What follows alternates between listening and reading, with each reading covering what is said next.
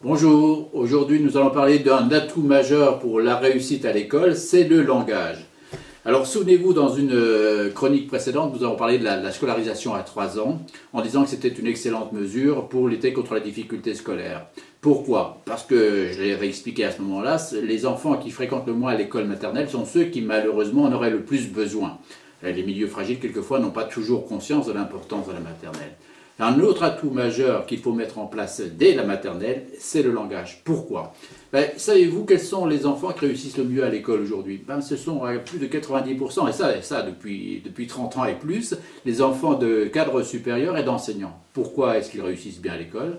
Parce que leurs atouts affectifs, éducatifs et culturels sont en parfaite adéquation avec ceux de l'école. Le langage en particulier, le langage qu'ils entendent à la maison est le même que celui qu'ils utilisent à l'école. Donc il n'y a aucune difficulté pour comprendre.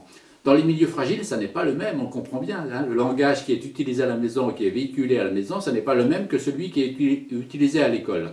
En particulier aussi bien sur le plan du lexique que sur le plan de la syntaxe.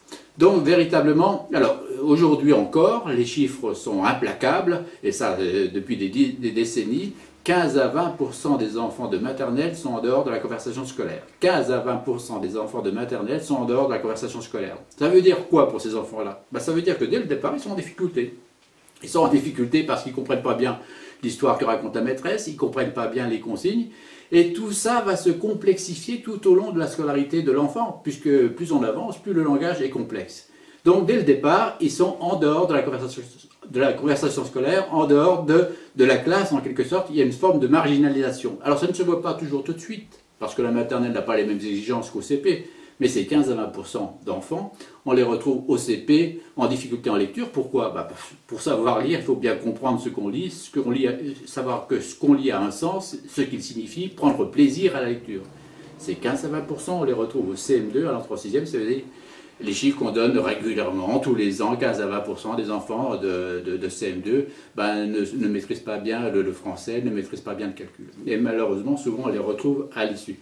Donc c'est pour cela que dès le départ, à la maternelle, il faut mettre en place un langage suffisamment riche pour que l'enfant puisse tout de suite adhérer à l'école, à la scolarité, avoir une réussite à l'école. Alors c'est pour cela qu'il faut mettre en place des groupes de langage, multiplier les interactions langagières, mais on reviendra sur ce point particulier et je m'adresserai à ce moment-là aux enseignants pour dire un petit peu comment on peut envisager le langage à maternelle, cet atout majeur de la réussite scolaire. A très bientôt, bonne journée, au revoir.